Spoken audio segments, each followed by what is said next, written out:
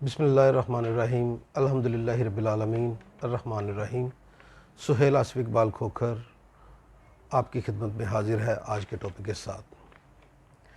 یورپی یونین نے پاکستان پہ پابندیاں لگانے کی قرارداد منظور کر لی۔ اس قرارداد کے حق میں 662 ووٹ آئے اور قرارداد کی مخالفت میں صرف 3 ووٹ آئے۔ یورپی یونین کی قرارداد پاکستان میں تحریک لبیک پاکستان کے ناموس رسالت، جو بہت بڑا ایشو رہا پچھلے دنوں، جس میں فرانس کے صدر نے سرکاری سطح پہ نبی کریم صلی اللہ علیہ وسلم کی شان کے خلاف گستاخی کی اور گستاخی کرنے والے کی سیاسی سطح پر، سفارتی سطح پہ، حکومتی سطح پہ اس کی سرپرستی کی، اس کے خلاف جو مظاہرے ہوئے اس کو بنیاد بنایا۔ قرارداد میں کہا گیا کہ تحریک لبیک والوں نے پرتشدد مظاہرے کیے، اور نہ صرف پرتشدد مظاہرے ہوئے بلکہ مظاہرے روکنے کے لیے جو سیکیورٹی فورسز ڈپیوٹ کی گئی تھیں ان پہ بھی اٹیک کیے گئے، لوگوں کی املاک کو نقصان پہنچایا گیا اور دوسری چیزیں اس کے ساتھ۔ اور یہاں پہ ایک جو بات واضح کر دینے والی ہے، قرارداد میں واضح طور پہ تحریک لبیک پاکستان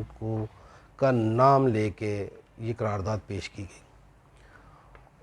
اور اسی قرارداد میں دوسرا جو پورشن کہا گیا وہ پاکستان میں 2 غیر مسلم خواتین جنہوں نے توہین مذہب کی تھی، نبی صلی اللہ علیہ وسلم کی شان میں گستاخی کی تھی،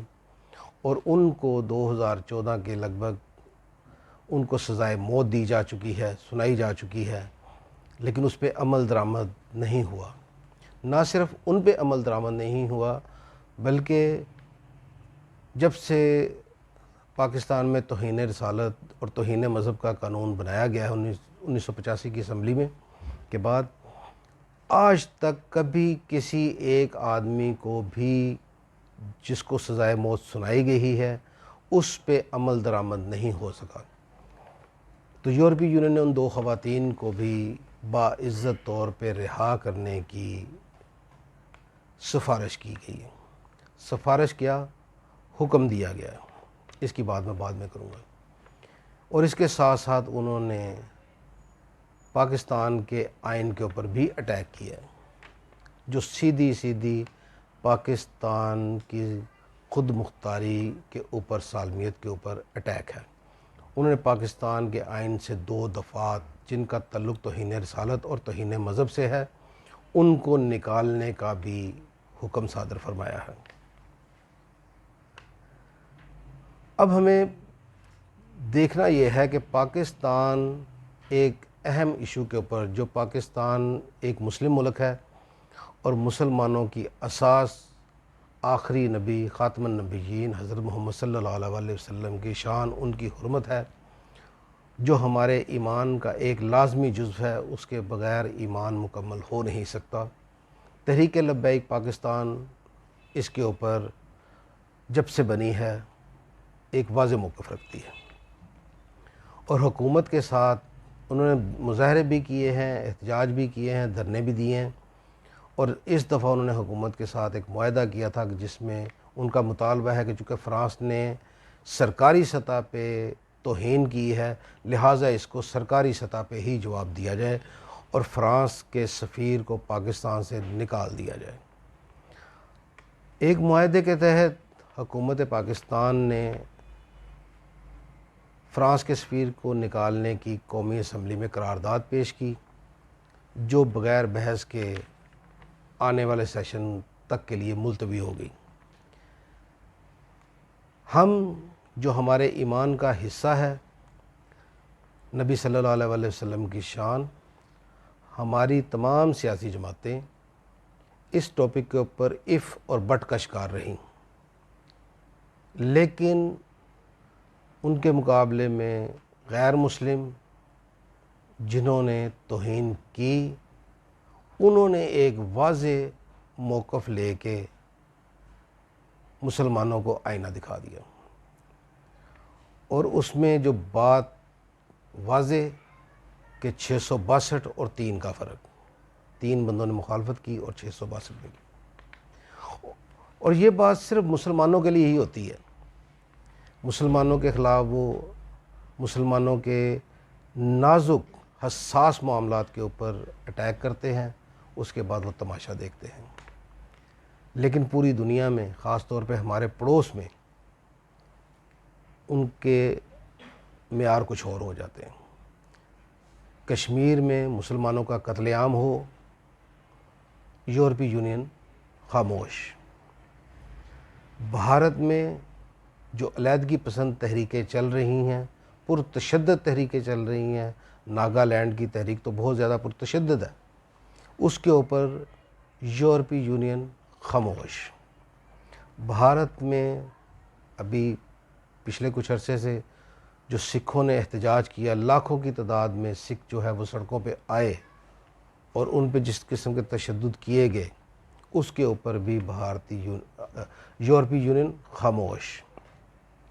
بھارت میں مسلمانوں کا قتل عام اجتماعی اور انفرادی سطح پہ ہوتا رہتا ہے، وہاں پہ یورپی یونین خاموش رہتی ہے۔ برما میں مسلمانوں کا بے-معنی قتل عام ہوا، وہاں پہ بھی یورپی یونین خاموش ہوئی۔ اور ہمارے مذہب کی بات آتی ہے تو کہا جاتا ہے کہ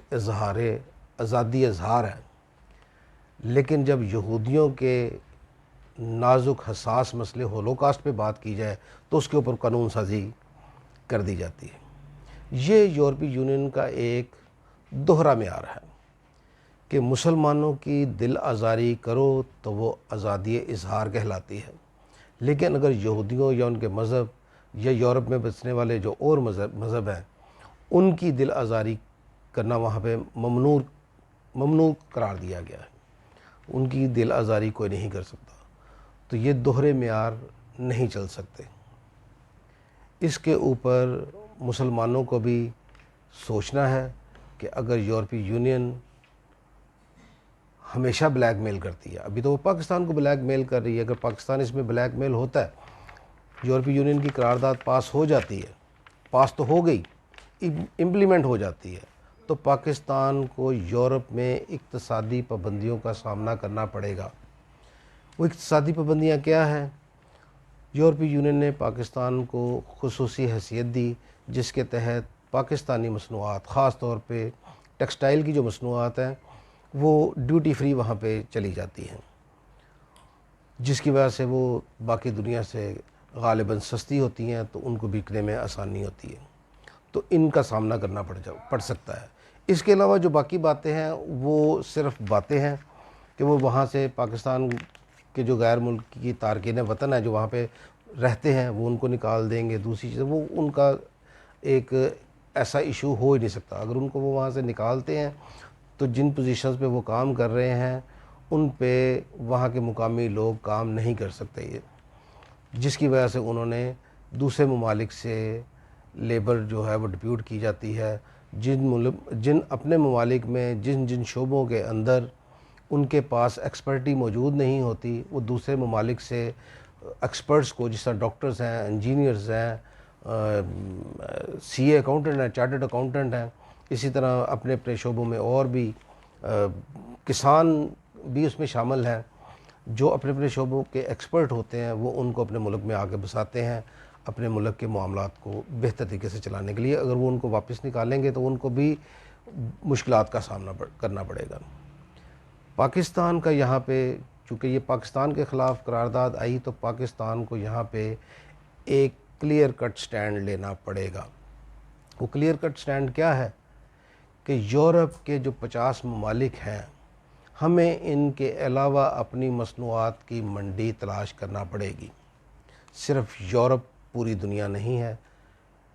ایشیا ہے، افریقہ ہے، اور رشین فیڈریشن کی ریاستیں بھی ہمارے آ سکتی ہیں ہمارے ریڈار کے اوپر کہ ہم ان کے ساتھ بھی تجارت کو اچھے طریقے سے کر سکتے ہیں۔ ادروائز ہمارا ملک اگر ہم نئی منڈیاں تلاش نہیں کریں گے تو یورپی یونین اسی طرح بلیک میل کرتی رہے گی اور ہم اسی طرح سے بلیک میل ہوتے رہیں گے. ہمارے پاس آج موقع اگین اللہ تعالیٰ میں دے رہا ہے. ہمیں اپنے راستے خود تلاش کرنے ہیں, اپنی منزل خود تلاش کرنی ہے اور اس کے لیے اپنے تمام وسائل بروئے کار لانے ہیں. آخر میں اسی شعر کے ساتھ ختم کروں گا کہ جس رزق سے آتی ہو پرواز میں کوتاہی, اے طائر لا ہوتی اس رزق سے موت اچھی.